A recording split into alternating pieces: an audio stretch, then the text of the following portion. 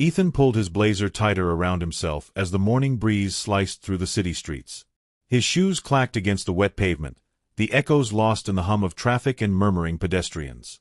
He was late. Not disastrously late, but enough for his nerves to coil tighter with every passing second. Today mattered. This wasn't just any interview, it was an opportunity, a rare shot at something better. A job at Lexan Industries meant stability, a way to finally ease the weight off his mother's shoulders. He had prepped for this moment endlessly, rehearsing his answers in the bathroom mirror, ironing his only suit the night before, making sure nothing, absolutely nothing, would go wrong. A bus hissed to a stop ahead. If he ran, he'd make it. Then he saw the man. An older gentleman, hunched beside a motionless car, struggling with the hood. His suit jacket, too loose on his frail frame, was smudged with grease as he fiddled with something in the engine. A few feet away, pedestrians walked past without sparing a glance. A cab slowed, then sped away. Nobody stopped. Ethan hesitated. The cold weight of his phone in his pocket reminded him of the time. He checked it anyway. 23 minutes left.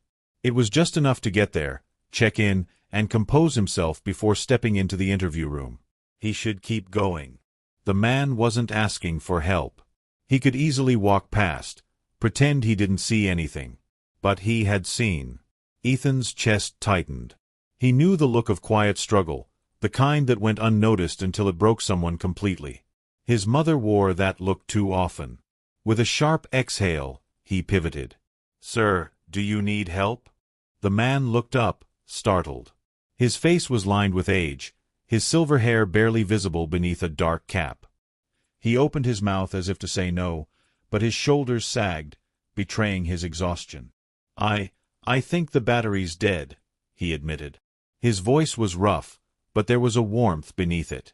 "I've been trying to flag someone down, but—" He glanced toward the endless flow of people passing by. Ethan set his bag down. "Let me try pushing." The older man's brows lifted in surprise, but he stepped aside. Ethan braced himself against the trunk, his palms pressing into the cool metal. His shoes scraped against the slick pavement as he pushed forward. The car barely budged. He pushed again, digging his heels in harder this time. A low groan of movement. A shift. The tires slowly began to roll. The man scrambled into the driver's seat, twisting the key. The engine stuttered, coughed, and then, finally, roared to life. Ethan exhaled, stepping back, wiping his sweaty palms against his blazer. His arms ached, and his suit now bore the unmistakable smudges of effort. The man climbed out, his face full of something between gratitude and regret. "You didn't have to do that." Ethan offered a lopsided grin, still catching his breath. "Well, couldn't just walk away, could I?" A chuckle. The man's eyes crinkled at the edges. "You'd be surprised how many people do." Ethan glanced at his phone. 10 minutes left. His stomach dropped. He had to go. "I'm really glad I could help," Ethan said quickly, grabbing his bag. "But he swallowed. "I have somewhere I need to be." The older man nodded. "Of course. But—" He hesitated, then reached into his pocket. "At least let me—" No, Ethan cut him off, shaking his head. "Really, don't worry about it." He stepped back, forcing a small smile. "I hope your day gets better." Then he turned and ran. The wind stung his face as he bolted down the sidewalk. His chest burned, legs aching with each pounding step. The Lexan Industries building came into view. Towering, pristine, just within reach. He could still make it. Maybe if he explained, maybe they'd understand. He stumbled through the entrance, nearly colliding with the front desk. The receptionist, a polished woman with sharp eyes, barely looked up. "Name?" "Ethan Carter," he gasped, hands braced on the counter. "For the 11 o'clock interview." A pause. A glance at the screen. A slow shake of the head. "I'm sorry," she said, voice clipped. "The interviewer has already moved on to the next candidate." Ethan's breath caught. He forced himself to stand straighter. I was just a few minutes late."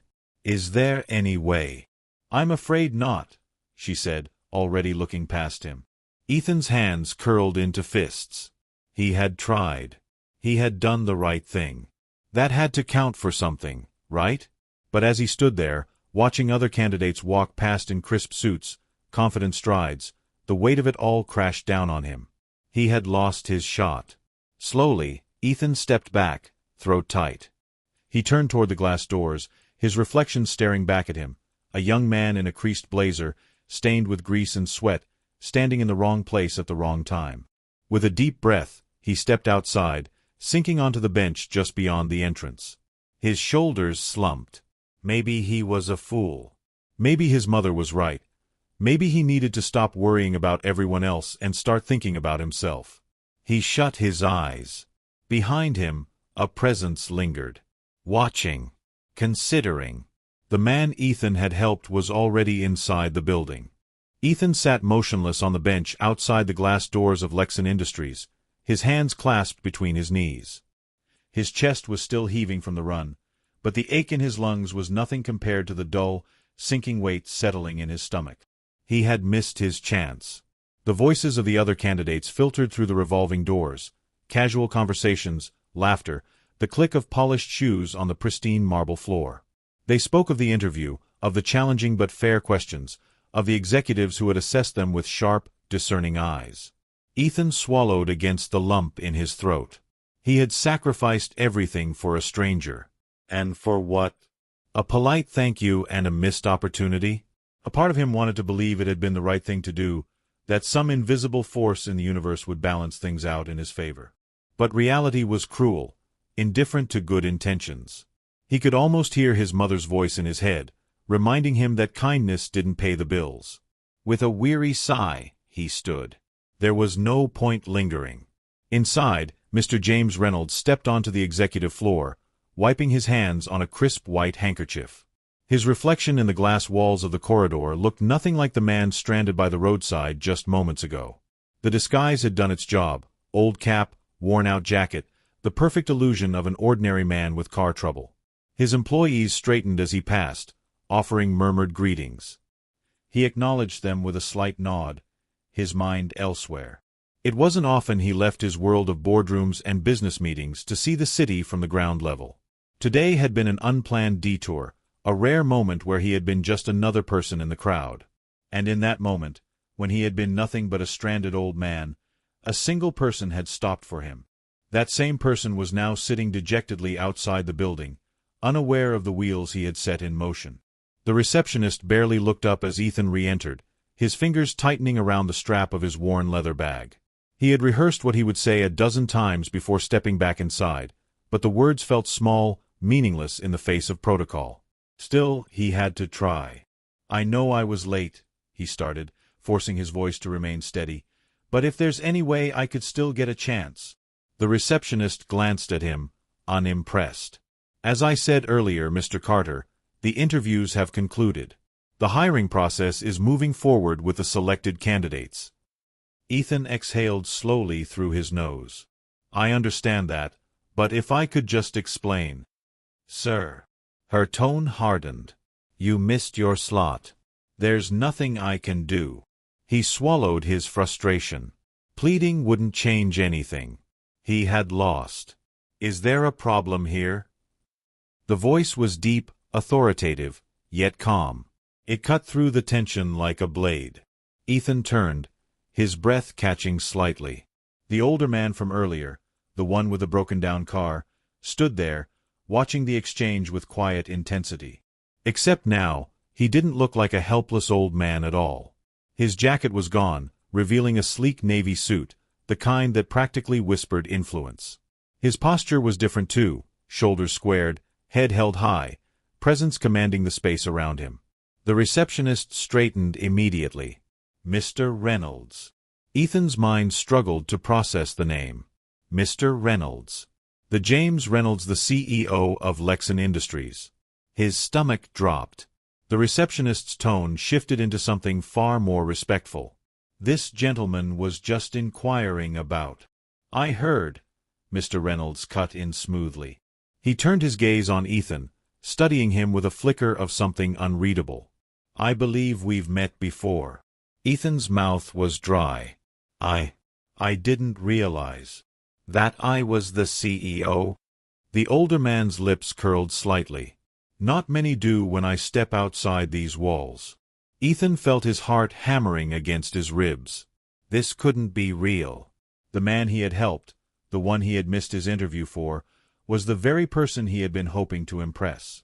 Mr. Reynolds glanced toward the receptionist. "Cancel my next meeting." The woman blinked. "Sir, I'll be conducting one more interview today." Ethan's breath caught. The receptionist hesitated but nodded, swiftly pulling up her schedule. "Right away, sir." Mr. Reynolds turned back to Ethan. "Well." His eyes gleamed with something almost like amusement. "Are you coming?" Ethan's legs finally remembered how to move. He followed Mr. Reynolds through a sleek hallway, past glass-walled offices and open workspaces filled with employees who barely glanced up. He felt wildly out of place, his suit still wrinkled, the grease stains on his sleeves stark against the crisp, modern interior. The conference room they entered was large but intimate. No intimidating panel of executives, just a single chair across from the CEO himself. Ethan sat stiffly, his fingers curling against his knees. He had no resume in front of him, no practiced answers. He was completely unprepared. Mr. Reynolds settled into his chair, folding his hands over the table. "Tell me, Ethan, why did you stop to help me?" The question was simple, but the weight behind it was anything but. Ethan hesitated. The truth seemed almost foolish now, sitting across from a man like this. But lying wouldn't serve him either. "Because I couldn't just walk away." His voice was quieter than he intended. "You needed help. It didn't matter who you were." A beat of silence. Mr. Reynolds tilted his head slightly, as if considering something far beyond Ethan's words. Most people wouldn't have stopped. Ethan met his gaze. "I know." Mr. Reynolds leaned back in his chair, exhaling slowly. "And yet you did. Even at the cost of your own opportunity." Ethan nodded, his pulse hammering. The CEO studied him for another long moment before a slow smile curved his lips. "Let's begin the interview." Ethan sat rigid in his chair, his pulse thrumming in his ears. The air in the conference room felt charged, every second stretching impossibly long. Across from him, Mr. Reynolds studied him with a quiet intensity, fingers laced together atop the polished wooden table. This was it. His second chance, delivered in the most unexpected way. Mr. Reynolds tapped a pen against the surface, his expression unreadable. "Tell me, Ethan," he said, his voice measured, "what does integrity mean to you?" Ethan swallowed, his throat dry. He had prepared for technical questions, behavioral assessments, even hypothetical challenges. But this was different. He thought back to the moment he had stopped on the street. The hesitation. The realization. The decision that had cost him his original interview. "To me," Ethan began slowly, choosing his words with care, "integrity means doing the right thing even when no one's watching. Even when it doesn't benefit you." He let out a slow breath. "Even when it costs you something." Mr. Reynolds's eyes flickered with something unreadable. Approval, maybe. Or curiosity. "And did it cost you something today?" Ethan didn't flinch. "Yes." A pause. Then, a small smile. "But you'd still do it again, wouldn't you?" The answer came without hesitation. "Yes." Something in the older man's posture shifted, more relaxed now, as if he had found what he was looking for. He leaned back, considering Ethan for a long moment before finally nodding. "You remind me of myself when I was younger." Ethan blinked. He hadn't expected that. Mr. Reynolds exhaled, his gaze distant for a fleeting moment. "When I built this company, it wasn't just about profit. It was about people. And I learned early on that the best people aren't just the ones with perfect resumes." His eyes found Ethan's again. "They're the ones who make the right decisions when it counts." Ethan's chest tightened. Mr. Reynolds reached into a sleek leather folder, pulled out a single sheet of paper, and slid it across the table. "This is an offer letter." Ethan stared at it. His heart stuttered. A job. A real job. Not just an interview. Not just a polite reconsideration. His fingers trembled slightly as he picked up the paper, scanning the bold print. The position was higher than the one he had originally applied for. The salary, his breath hitched, was life-changing. His mind spun. This wasn't happening. This couldn't be happening. He looked up, his voice barely above a whisper. "I don't understand." Mr. Reynolds smiled. "I'm offering you more than just a job, Ethan. I'm offering you a future." Ethan felt a lump form in his throat. He thought about his mother, about the overdue bills, about the endless nights he had spent worrying if things would ever get better. A chance like this was unheard of. But doubt crept in, whispering that this was too good to be true. "But I didn't even do the interview," he admitted, voice hesitant. "I don't have the qualifications that the other candidates do." Mr. Reynolds raised an eyebrow. "Don't you?" Ethan frowned slightly. "You demonstrated problem-solving under pressure. You showed initiative without expecting a reward. And most importantly," Mr. Reynolds said, voice unwavering, "you proved that you can be trusted when it matters." He gestured toward the paper. "I don't need a test to tell me what I already know." Ethan's breath hitched. He had spent so much time believing that success belonged only to those who checked all the right boxes. That no matter how hard he worked, people like him, people who had to struggle, who had to make impossible choices, would always be one step behind. But sitting across from him was a man who had seen beyond the numbers, beyond the polished resumes. A man who had seen him. Ethan tightened his grip on the offer letter. His heart pounded, the weight of the decision pressing down on him. This was the moment. A crossroads between the life he had and the life that could be. He looked up, met Mr. Reynolds's steady gaze, and made his choice.